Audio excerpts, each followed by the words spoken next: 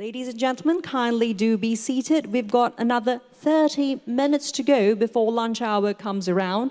However, firstly, it's time for regional highlights, energy transition success stories. To take away this session, I'd like to now introduce to come onto the stage Natharoun Norsan, Country Director at Energy Lab Cambodia.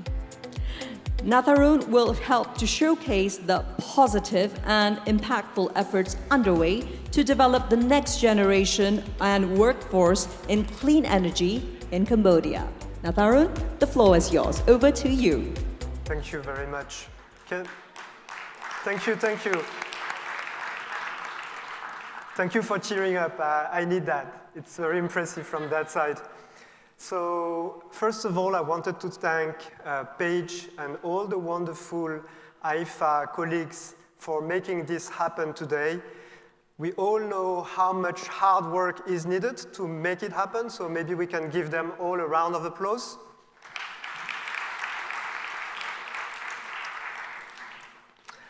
I'd like maybe before I start to say a few words about Energy Lab so that you understand a bit the context of what brings me here and what I'm going to share with you.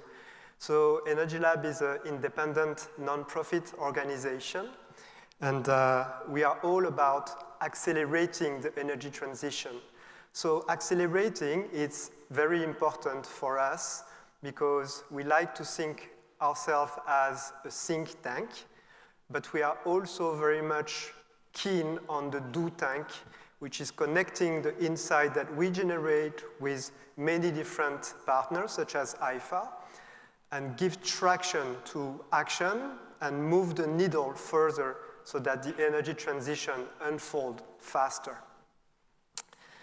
We currently started in Cambodia because UNDP classified the country as one of the most vulnerable countries in Southeast Asia to climate change. And we are looking forward this year and next to expand in 2 other countries. So today is not about Energy Lab, but today is about Cambodia, a country that is dear to our heart. And today is about telling a success story, but unlike winning the gold medal at the Olympics, and this is very trendy, or shall I say a green medal, it's not the end of the road, but rather the beginning of the road for Cambodia. And I'm going to tell you why.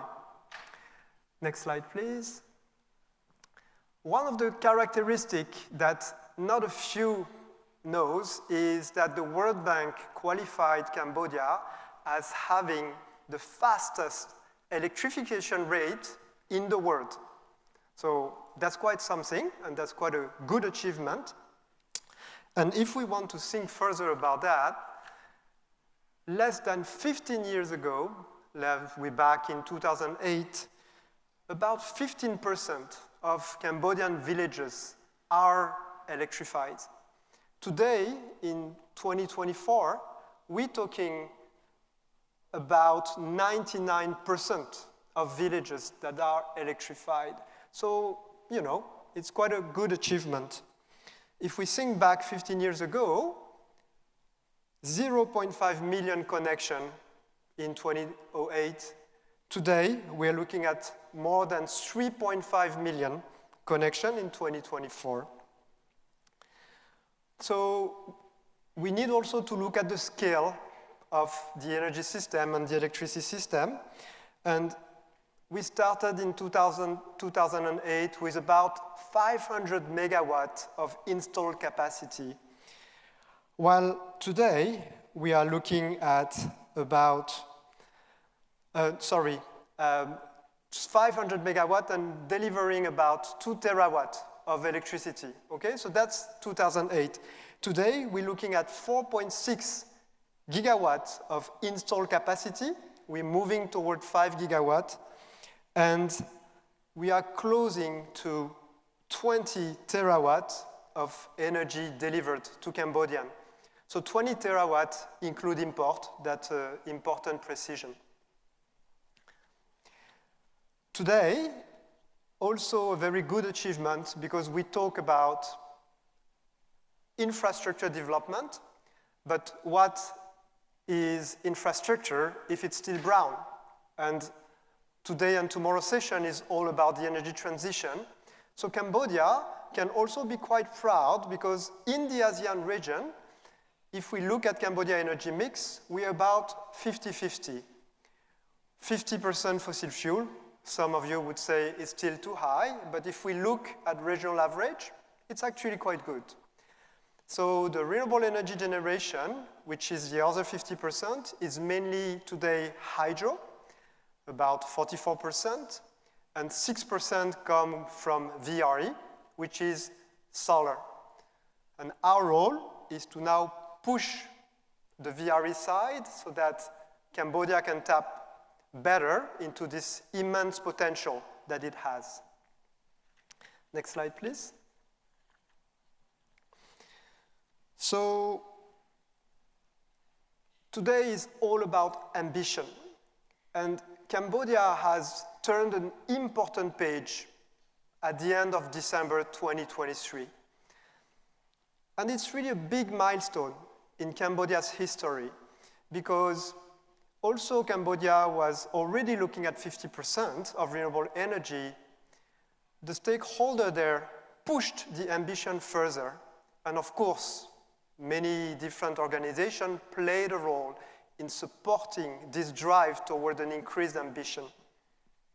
So the doubling of the solar target by 2023, looking not at 1 gigawatt anymore, but 2 gigawatt. This is significant if you think about, again, the size of the system that is today less than 5 gigawatts. We talked a lot about fossil fuel, and so Cambodia canceled a major coal plant, 700 megawatt is quite something, and it is to be replaced by an 800 megawatt LNG plant. I'll come back a bit later about LNG. Cambodia has some potential in wind. It's mainly onshore wind. It's lower than solar, but nonetheless, it is potential. And there has been, for the last 5 years, discussion about, okay, how can Cambodia harness wind? When will it happen? And in December, the government made the commitment that they would bring wind power online before 2030. We haven't talked yet a lot, maybe there will be more discussion about that, on the shift to electrification of the vehicle park and transportation. This is a major element also and a major commitment for Cambodia to look at the development of EVs. The country is actually about to release its national EV policy in about a few weeks. So Cambodia is really, well poised to achieve a good energy transition, and its policy to decarbonize and reach carbon neutrality by 2050 is well supported by those ambitious targets. I forgot to say, which is very important, that by 2030, what the country wants to do is to generate electricity using 70% of clean energy sources. Some of you may say, well, those are just targets. It's just part of a plan and it can move. But the PDP, the Power Development Plan, is a very solid and a very important policy piece in the Cambodian landscape, energy landscape. So when the government is announcing those targets, it signals to the community, to the private sector, to the investors that it really wants to go there and to go there fast. So there is a strong political significance in all those announcements, and actually there is sometime in 2024, maybe in a few weeks, maybe in a few months, the revised PDP that will be launched and endorsed to reflect this new ambition. Next slide, please. So Today is about action, and we have ambition. So to make it a reality, several forces need to be in place.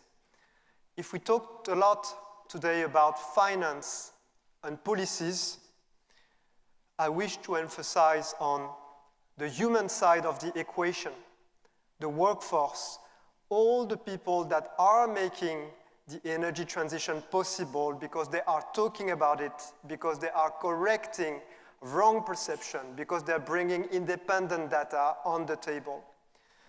So today, the workforce in Cambodia is going to be the one that will make it happen.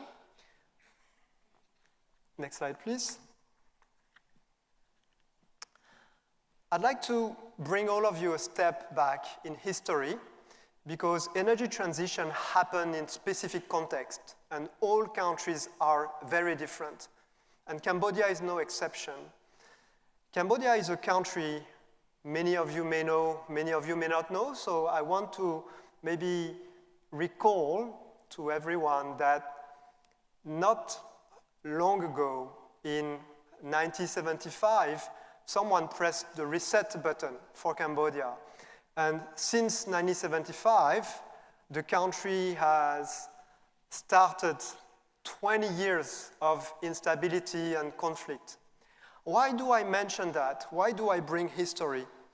Because even today, in 2024, the one of you that have been in Cambodia, that have traveled there, that have worked there, understand that the impact it has on institution, the impact it has on the people that are able to transmit and build capacity has been enormous.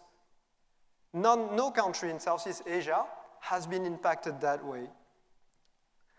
So, having said that, there has been a lot of support provided, and there is an opportunity for that clean energy transition, because right now, Cambodia is low middle-income country status. It wants to move into a middle-income country status, and therefore, its economy is going to be pivotal to help the country graduate. Clean energy represents that opportunity. And so, unfortunately, for the time, the country is still very dependent on 4 economic pillars. And to build and seize that new clean energy pillar will require a bit of time and will require, most importantly, the workforce to get well-prepared, well-skilled, properly skilled, so that the energy transition can unfold at a good pace. As you can see, the country also faces a bit of a systemic issue because, yes, we can find jobs. The statistics are quite good. But if we look at the quality of those jobs, or if we look at the current productivity of the labor force, Cambodia could do better. And so the interest of building skills and building a workforce for Cambodians is to kind of take a shortcut and really give the opportunity for a large number of young Cambodians to get solid jobs, jobs that they can evolve in, jobs that can provide them and the family a good revenue. And that's very important. You need to think that Cambodia today is about 70% less than 30-year-old, so a very dynamic, very vibrant young workforce. Next slide, please. So, in response to those needs, the development sector, development aid, has disbursed, let's say, if we look back 20 years, hundreds of millions have gone through training program, education program, and skilling program. And unfortunately, when we look today, there is only that very few success stories. So there is a buzzword going everywhere now in all of the spaces that we go, when we meet people, it is green jobs. Green jobs, green jobs, green jobs for a new economy, green jobs for the clean energy transition. But Cambodia need a bit to step back and not to go into the hype and to understand what do we mean by green jobs and what green jobs means for that clean energy transition. So what Cambodia did was to do just that, step back and understand when we talk about the workforce and skill development, what are we talking about? We are talking about understanding demand. That's very, very important. For the one of you that are representing private sector in the room, you would understand well enough that a donor-driven program will never work. For the one of you that represent public sector in the room, you would want to really also understand what is that private sector needs, what type of skills do they want. And too often, we all know that, but the disconnect still happens. And big programs that are multi-million funded are implemented, and at the end, you have a total disconnect between the public sector, the private sector, and it's inefficient. So, to understand the market, to understand demand, what Cambodia has done, it has invested in simple program, small-scale program that are nonetheless strategic. Those took the form of fellowship programs, and here behind me, you can see already the 5th batch of young professional fellows that are coming from a very diverse range of sector, public sector, private sector, NGOs, lawyers, etc., etc. And they get a chance to understand what is the energy transition, what is the energy sector, what does that mean for them, how they can contribute. Next slide, please. So, we looked at 2 important elements. One was, and I mentioned it already a bit, what was demand, what was the true drivers for demand. And that's a fundamental element, again, when we think about workforce and clean energy, next-gen building. The other element that we are looking at is organic growth. It will not work to just bring a lot of resources and do a screening of, okay, who raised the hand and want to be part of the fellowship or the internship also, by the way. There is a program that has been developed with all the major industry representatives in that clean energy space in Cambodia. It was very important to understand what were the dynamic behind, what youth wants, what are the misperceptions, how much private sector is really ready to invest. And so maybe I'm going to ask to play, please, the very short video.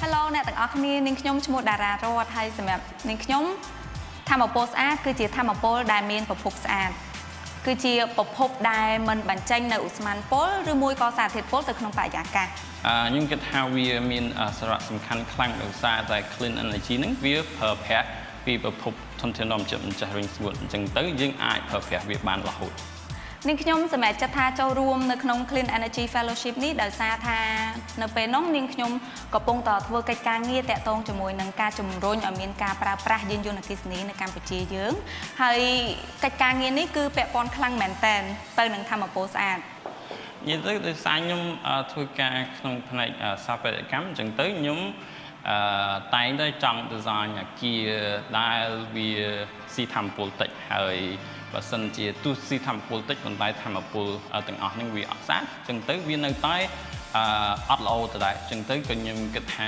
Clean Energy Fellowship 2022នេះអាចផ្ដល់ឲ្យខ្ញុំនៅអ្វីចំណេះដឹងអាចផ្ដល់ឲ្យខ្ញុំនៅចំណេះដឹងទាក់ទងនឹង Clean Energy អញ្ចឹងទៅក៏ខ្ញុំសម្រេចចិត្តចូលរួមនៅក្នុងហ្នឹងទៅបាទ នៅក្នុងកម្មវិធី Clean Energy Fellowship នេះយើងបានធ្វើសកម្មភាពច្រើនយើងបានសិក្សាទាំងនៅក្នុងថ្នាក់ផងហើយយើងបានទៅដល់ខេត្តកំពតទៀតដើម្បីធ្វើទស្សនកិច្ចសិក្សាទៅដល់ជីបម៉ុង NC ហើយនឹងដើម្បីធ្វើសិក្ខាសាលានៅទីនោះមុនដំបូងយើងចូលទៅក្នុងនេះយើងគេមានបឋកថាបងដែលមានចំណេះជំនាញហើយបទពិសោធន៍នៅក្នុងនេះគាត់ប្រាប់យើងពីclean energy ឬក៏ពាក្យខ្លះណាដូច terminology ខ្លះដែលតាក់ទងនឹង clean energy ហ្នឹងហើយបន្ទាប់មកយើងមានការពិភាក្សាហើយការពិភាក្សាហ្នឹងជា highlight សកម្មភាពសំខាន់ចំពោះខ្ញុំហើយព្រោះយើងបានផ្លាស់ប្ដូរបទពិសោធន៍យោបល់គ្នាពីអ្នកដែលធ្វើការក្នុងវិស័យផ្សេង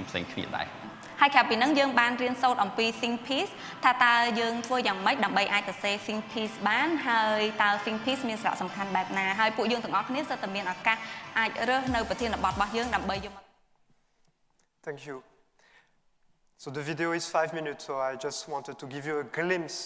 And so what is interesting in the video is how you cannot see how they start, but you see how they end, which they become champions of clean energy. They become ambassadors of clean energy.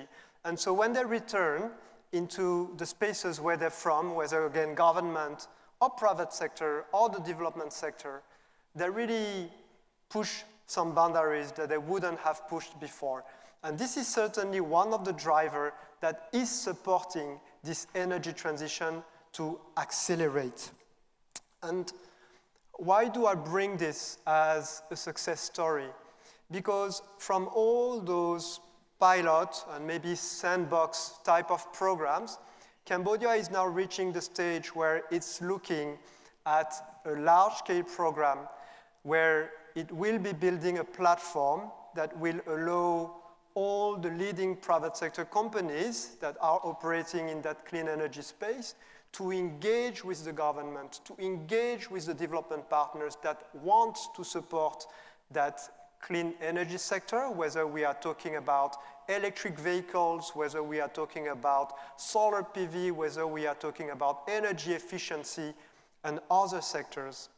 And there is, in 2025, very likely a strategic roadmap that will be developed and that will be most importantly implemented, having all those actors at the table.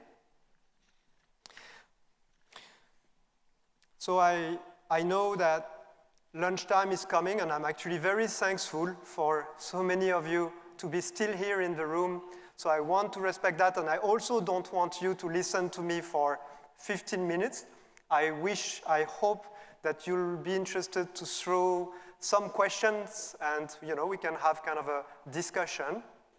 But before I close, before I conclude, I want to say that also there is a success, also ambition has been built and it's great, it's ready to be implemented.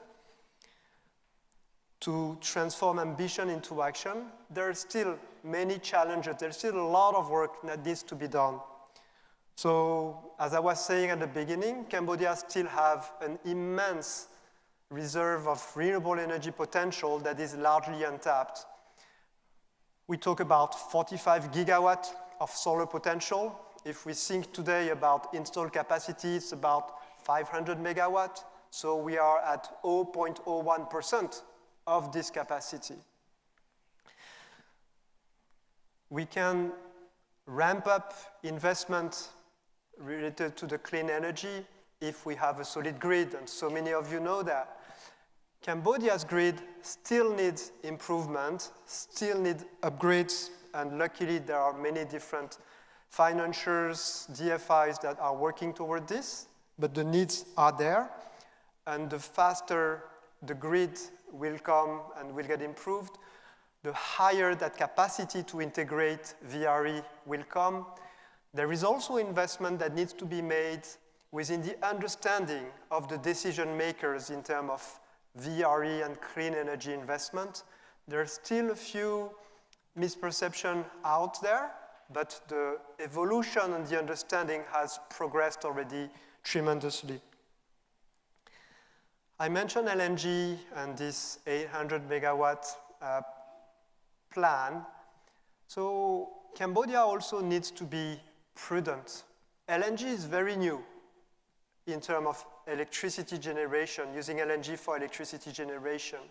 So how do we make sure that Cambodia doesn't lock more LNG than it needs, and rather that Cambodia understands that LNG is an opportunity to increase the share of VRE within its system, using LNG as a balancing element.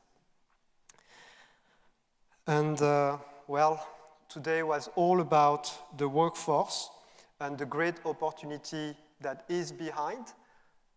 We need to make it happen. We are only at the beginning of this curve. And so if some of you in the room are interested to contribute to that great story, please come and support Cambodia. And I'll end with maybe not the last, but a very important point to us. There has been discussion on the just energy transition. So JET means replacing the workers that are displaced from the fossil fuel industry. In Cambodia, JET has another meaning because Cambodia is not a coal-dominated industry. So when we think about 99% of villages that have access to electricity, what does it mean in reality? What does it mean? Does it mean that everyone got electricity in their house? Does it mean that the affordability of that electricity is good? Does it mean that this electricity is green? Does it mean that the reliability of this power is strong? All those are questions and elements that all needs further improvement. And this is why we need many of you in the room to make this happen. Thank you very much.